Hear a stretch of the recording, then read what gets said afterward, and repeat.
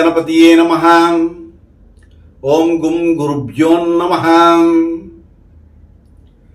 తిరుపతి పట్టణములోని రేణిగుంట నుండి నేను మీ గుణబ్రహ్మ సరస్వతి.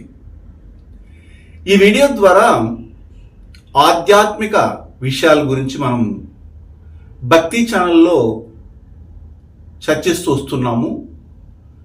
ఆత్మ అన్వేషణ మార్గమే భక్తి మార్గంగా మనము చెప్పుకుంటున్నాం. దానికి మొన్న మనము త్వరగా ప్రతి ఒక్కరికి కూడాను వారి యొక్క జీవిత కాలంలో డెవలప్ అవ్వాలని కోరుకుంటారు. దానికి ప్రకృతి మనకు అందించినటువంటి అనేకమైనటువంటి బదనిక రహస్యాల గురించి తెలియజేయడం అనేది ప్రారంభించాను. అయితే దేనికైనా కానీ ఏకాగ్రత అనేది అవసరం. ఏకాగ్రత లేకుండా మనము ఏ పని చేసినా అది పరిపక్వతను పొందదు, రిజల్ట్స్ కూడాను మనకు రావు. అలాంటి సందర్భంలో ప్రతి ఒక్కరూ కోరుకునేది ఏమిటంటే ఏకాగ్రత ఎలా వస్తుంది అని కూడా అనుకుంటుంటారు. అయితే ఏదైనా ఒకటి మనము మొదలు పెట్టేటప్పుడు మనకు ఇష్టం ఉన్నా ఇష్టం లేకున్నా నటిస్తూనే ముందుకు వెళ్ళాలి. ఆ నటన చివరికి జీవత్వ రూపాన్ని పొందుతుంది. అంటే దాంట్లో జీవించడం అనేది జరుగుతుంది. అది ఒక రోజులో రాదు. అదేవిధంగా సాధన కూడా అంతేను. ఎలాగంటే మూలాధార, స్వాదిష్ట, మణిపూర, అనాహత, విశుద్ధ, ఆగ్నేయ చక్రాలని యాక్టివేట్ చేయండి అని అంటుంటారు. అది అంత సులభమైనటువంటి విషయం అయితే కాదు.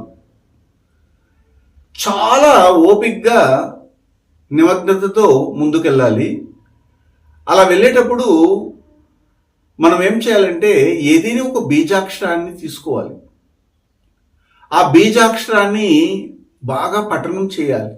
మొదట శబ్దాన్ని బయటకు వస్తున్నట్టుగా చూపిస్తూ ఆ తర్వాత మనసులో చెప్పుకుంటూ ఆ తర్వాత ఆ మంత్రం ఏదైతే మన బీజాక్షరంతో కూడినటువంటి మంత్రంగా ఉంటుందో అది మనకు కనబడకుండా ఉండే స్థితిలోకి వెళ్ళాలి. అలా కనబడకుండా స్థితిలోకి వెళ్ళినప్పుడు ఆ బీజాక్షర సంపుటీకరణమైనటువంటి ఆ మంత్రాన్ని మనము సిద్ధి పొందిన తర్వాత మనకు ఒక్కోటి మంచి జరుగుతూ ఉండడము, కొన్నాళ్లకు మనమే ఒకరికి ఏదైనా చెప్తే అది జరిగినట్లు కూడా మారుతుంది. దీనికి ఏకాగ్రత అవసరం కదా. అయితే ఏకాగ్రతని మనం ఏమన్నా అంగిట్లో ఒక 100 రూపాయలకో లేదా 200 రూపాయలకో కొనుక్కునే వస్తువు అది కాదు కదా. ఈ ఏకాగ్రతను భంగం చేయగలిగే శక్తి ఎవరికి ఉంటుంది? పంచభూతాలకే ఉంటుంది. ఒకవేళ మీరు ఏదేని ఒక కోరికను బలంగా తలుచుకున్నారు, మీ యొక్క అర్హత తగినట్లుగా, మీ వ్యక్తిగత విషయమై కూడా కావచ్చు, అది బలంగా మీరు తలుచుకున్నప్పుడు అది భగవంతుని దగ్గర గుడిలో కావచ్చు, లేదా మీ ఇంటిలో పెట్టుకున్నటువంటి ఒక దీపం ముందర కావచ్చు, లేకపోతే ఒక భగవంతుని యొక్క చిత్రపటం ముందర కావచ్చు చెప్పారు. అలా చెప్పినంత మాత్రాన అది వెంటనే నెరవేరిపోతుందా? నెరవేరదు.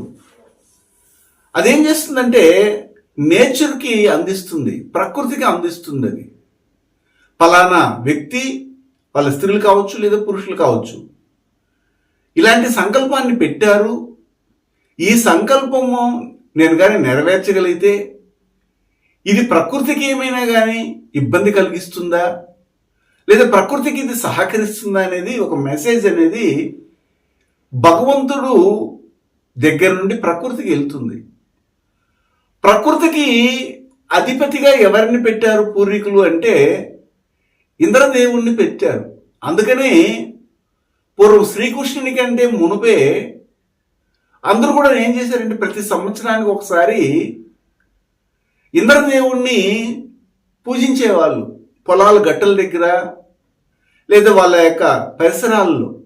అప్పుడు ఇంద్రదేవుడు తన అధీనంలో ఉన్న పంచభూతాలలో ఒకరైన వరుణదేవుని ఆదేశించి సకాలంలో వర్షాలు కురిచేలాగా చేస్తూ ఉండడం వల్ల అప్పుడు ఇంద్రదేవుని యొక్క అనుగ్రహం కంపల్సరిగా ఉండనదే వీరు ఏమీ చేయలేరని గర్వంతో ఎర్రవేయడం వల్ల అప్పుడున్నటువంటి శ్రీకృష్ణ భగవానుడు ఇంద్రునితో గొడవ పడడము, యుద్ధం చేయడం జరిగి చివరికి వరుణదేవుణ్ణి ఆదేశించినటువంటి ఇంద్రుడు వర్షం కురిపించడము. అప్పుడు శ్రీకృష్ణ భగవానుడు గోవర్ధనగిరిని తన చిటికిని వేలుతో ఎత్తేసి ఆ యొక్క నీడలోకి, ఆ యొక్క ఆవరణంలోకి సమస్త జనుల్ని రమ్మని చెప్పడము, ఇక మీదనే మీరు ఇంద్రుడిని కొలవద్దండి అని చెప్పడము, ఇవన్నీ జరిగినాయి. ఇవన్నీ మనకి మైథాలజికల్ స్టోరీస్లో ఉన్నాయి. అంటే మొత్తం మీద మీకు నేనేం చెప్తున్నానంటే, మీరు ఏ యొక్క చిన్న సంకల్పము పెట్టినా ఆ సంకల్పము వెంటనే నెరవేర్చడానికి భగవంతునికి అధికారం ఉన్నా, ఆ సంకల్పం వలన అది నేను నెరవేర్చడం వలన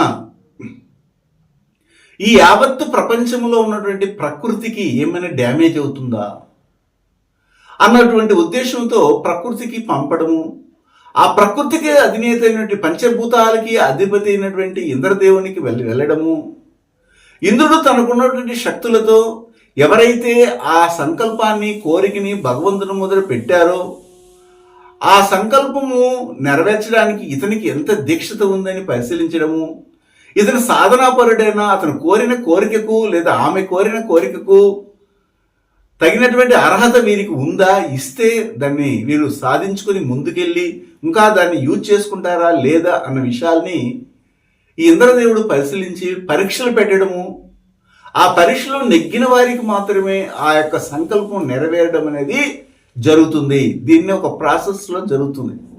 ఇవన్నీ మీకు తెలియదు కదా. ఏదో నేను దేవునికి దగ్గరికి వెళ్తున్నాను, గుడికి వెళ్తున్నాను, లేదా వెంకటేశ్వర స్వామికి వెళ్తున్నాను, తలనీలాలు సమర్పిస్తున్నాను, లేదా ఇంకో గుడికి వెళ్తున్నాను, అక్కడ వ్రతం చేస్తున్నాను, లేదా ఇంకో గుడికి వెళ్తున్నాను, అక్కడ వెళ్ళి నేను కట్న కానుకలు సమర్పిస్తున్నాను కాబట్టే నాకు మంచి జరుగుతుంది, లేదా ఇంకొక గుడికి వెళ్తున్నాను, అక్కడ బలిస్తున్నాను, కోడిని కోస్తున్నాను, మేక కోస్తున్నాను, దున్నపోతును కోస్తున్నాను, అందువల్లే నాకు ఈ కోరికలు నెరవేరిందని మీరు భ్రమలో ఉన్నారు. కానీ ఏ ఒక చిన్న కోరికను మీరు తలుచుకున్నా కానీ ఆ చిన్న కోరిక కూడాను భగవంతునికి చేరుతుంది, భగవంతుని నుండి ప్రకృతికి వెళ్తుంది, ప్రకృతిలో ఉన్న పంచభూతాల నుండి ఇంద్రుడికి వెళ్తుంది. ఇంద్రుడు మీకు పెట్టే పరీక్షల్లో మీరు పాస్ అయితేనే మీకు మార్కులు పడి రిజల్ట్స్లో మీరు ఫస్ట్ క్లాసా, సెకండ్ క్లాసా, థర్డ్ క్లాసా, లేదా ఆర్డినరీలో పాస్ అయినారా, ఏంటి పరిస్థితులు, లేదా ఫెయిల్ అయినారా అనేది ఆడ నిర్ణయించేది ఎవరంటే ఇంద్రదేవుడు. అయితే వీటన్నిటికీ ఏకాగ్రతతో ఎవరైతే దీక్షతో తమ అనుకున్నటువంటి సంకల్పాన్ని నెరవేర్చుకొని ముందుకెళ్తారు అంటే వారు పంచభూతాలని ఆరాధన చేసినటువంటి వారుగానే ఉంటారు. అందుకని ఎవరైనా కానీ, ఏ సాధకులైనా కానీ, ఋషులు, మునులు వీళ్ళందరూ కూడాను యజ్ఞ యాగాదులు చేశారు. అందులో పంచభూతాలని ఆవాహనం చేయడం జరుగుతుంది. పంచభూతాల యొక్క అనుగ్రహం, పంచభూతాల యొక్క పర్మిషన్ తీసుకున్న తర్వాతే వారు దేనికైనా కానీ సంకల్పం చెప్పేవారు. కానీ మనం ఏం చేస్తున్నాం, డైరెక్ట్గా దైవాన్ని కోరేస్తాం. ఓ వెంకటేశ్వర స్వామి, ఓ లక్ష్మీనరసింహ స్వామి, ఓ అంకాలమ్మ, ఓ నూకాలమ్మ, ఓ పోలేరమ్మ, నువ్వు నాకు ఇది చెయ్యి అంటాం. వారు చేస్తారా? సమయాన్ని ఇంకా తీసుకుంటారా? లేదా మీరు కోరుకున్న తర్వాత ఎన్నాళ్ళకి అది నెరవేరుతుంది? ఆ మధ్యకాలంలో ఎన్ని పరీక్షలకు మీరు ఎదురవుతారు? ఇవన్నీ మనకు తెలియదు కదా. జరిగినప్పుడు ఏదో ఒకలాగా జరిగిపోయింది కాబట్టి మేము కావాల్సినటువంటి సాంప్రదాయ ఆచారాలను అనుసరించి దానికి తగినట్టు మొక్కుబడుల్ని చెల్లించేస్తాం అని వెళ్తుంటారు. ఈ మధ్య కాలంలోనే అనేకమైన ఆటంకాలు, కొన్ని కష్టకాలమైనటువంటి జీవితాలను కూడా అనుభవిస్తుంటారు. అవునా కాదా? అందుకని ఏకాగ్రత చిత్తంతో మీరు ధ్యానించాలి అంటే మొదట మనం ఏం చేస్తాము, పూజ గదిలోకి వెళ్ళిన వెంటనే మలిన పదార్థాలన్నీ తీసేసి నిన్న పెట్టిన పూలు కానీ, నిన్న పెట్టిన దీపాలు వాటన్నిటిని శుభ్రపరచుకొని ఆ తర్వాత మళ్ళీ దీపంలో నూనె వేసి ఒత్తులు చేసి పెట్టిన తర్వాత మళ్ళీ దీపం వెలిగించి అక్కడ మళ్ళీ అగరబత్తితో దీపంలో ఉన్నటువంటి ఎలుతుతో వెలిగించుకున్న తర్వాత ఆగమతాంతు దేవానాం గమనార్థాంతు రాక్షం కురు ఘంటారావం తత్ర దేవతాహ్వాన్ లాంఛనం అంటాం. అంటే ఏమిటి? దేవతలారా రాండి, దేవతలారా రాండి, రాక్షసులా వెళ్ళిపోండి అనేసి చెప్పి గంటని వాదిస్తాం, అంటే మోగిస్తాం, గంటని మోగిస్తాం. దాని అర్థం అది. మలిన వాళ్ళు వెళ్ళిపోవాలి, సుభిక్షమైనటువంటి లక్ష్మీ కళాంశాలు ఇంటికి రావాలి అంటాం. అప్పుడు లక్ష్మీదేవి మన ఇంటికి రావాలంటే మనం ఏం చేయాలి? ప్రతి ఒక్కరికి కూడా లక్ష్మీదేవి అంటే ఇష్టమే కదా. లక్ష్మీదేవి అన్నింట్లో ఉంటుంది. వాక్కులో ఉండేది వాక్కు లక్ష్మి. కొంతమందికి వాక్కే సరిగా ఉండదు. వాక్కు బాగా ఉంటేనే మనం ముందుకి వెళ్ళగలం. అలాగా సంతాన లక్ష్మి కానీ, విద్యాలక్ష్మి కానీ, గృహలక్ష్మి కానీ, మనం ఏ విషయాన్నైతే తీసుకొని సుఖపడతామో వాటన్నిటికీ లక్ష్మీదేవిగా పేరు పెడతాం. ఆ లక్ష్మీ కళాంశాలు మన ఇంట్లో నిండుగా ఉండడానికి మనం ఏం చేయాలంటే, మొట్టమొదట ఏకాగ్రత చిత్తంతో మీరు అడిగే క్వశ్చన్ ఎలాంటిది, అది మీకు అర్హత కలిగిందా?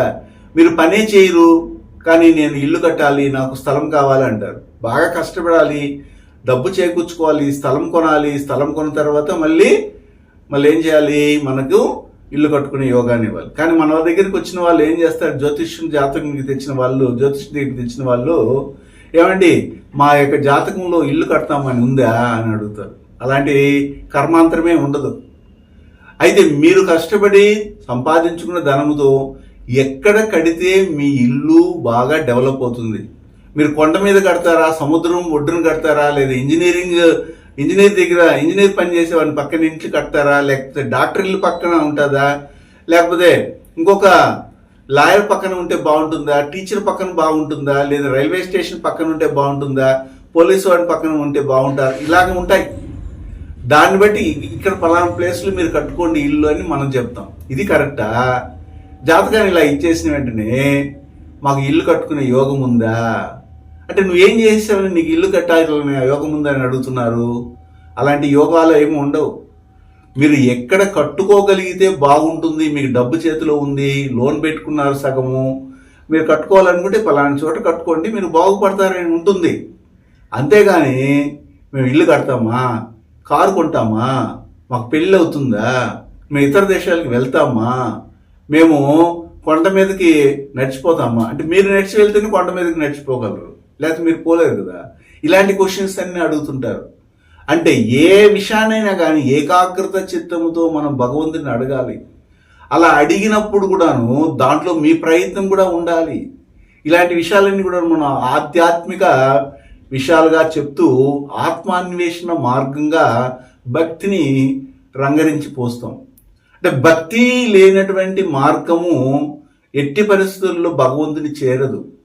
భక్తే నిజమైనటువంటి భగవంతుని చేరడానికి తగినటువంటి మార్గము. భక్తితో ఎవరైతే ఎలాంటి కుంచిత బుద్ధి లేకుండా భగవంతుని ప్రార్థన చేస్తారో, ఆరాధన చేస్తారో, అక్కడ చిత్తం అనేది ప్రకాశిస్తుంది. అంటే ఏంటి? వికసిస్తుంది. అలా వికసించినప్పుడు దాని నుండి మనకి అనేకమైనటువంటి జ్ఞాన వీచికలు ఏర్పడతాయి. దాని నుంచి ఏర్పడినటువంటి విజ్డమ్తో, దాని నుండి ఏర్పడినటువంటి ఒక హ్యూమన్ సెన్స్తో ముందుకెళ్తాం. దాన్ని భక్తి మార్గం అంటారు. అంతేగాని ఏకాగ్రత చిత్తం లేకుండా ఏమి చేయదు. అందుకని ఏకాగ్రత చిత్తం రావాలంటే మొట్టమొదట ఏం చేయాలంటే, మీరు చక్కగా పంచభూతాలని ఆరాధన చేయడం తెలుసుకోండి. మనం అనేకమైన వీడియోల్లో భక్తిలో పెట్టుంటాం. పంచభూతాలను ఆరాధన చేయడానికి దాని పూర్వీకులు ఎలా ఆరాధన చేశారు ఏమిటనే విషయాలు కూడా ఒకసారి చూడండి, మీకు అర్థమవుతుంది. ఇప్పుడు వచ్చే వీడియోలో ఏం చేస్తామంటే, ఒకవేళ మీకు ఏకాగ్రత చిత్తం ఉంది అంటే దానిని మనకి ఎలా తెలుస్తుందండి? మేమేమో కళ్ళు మూసుకుంటామండి, దానికి ఏకాగ్రత రాదండి, అప్పుడే ఒక సినిమా మాకు కనబడతా ఉంటుందండి బ్రెయిన్లో, లేదా అప్పులోలు కనబడుతుంటారండి, ఇలాగ అంటుంటారు. వాటన్ని తొలగించుకోవడానికి ఏమైనా మార్గం ఉందనేది నేను చెప్తాను. శుభం.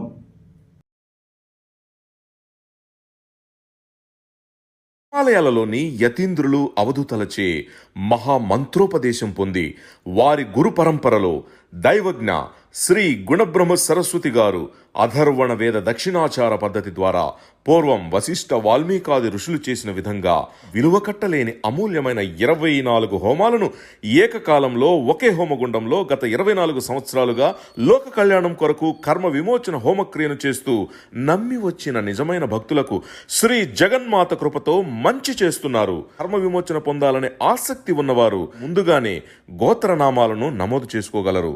అడ్రస్ శ్రీ త్రిశక్తి పూజా మందిర్, తిరుపతి దగ్గర, రేణిగుంట, ఆంధ్రప్రదేశ్.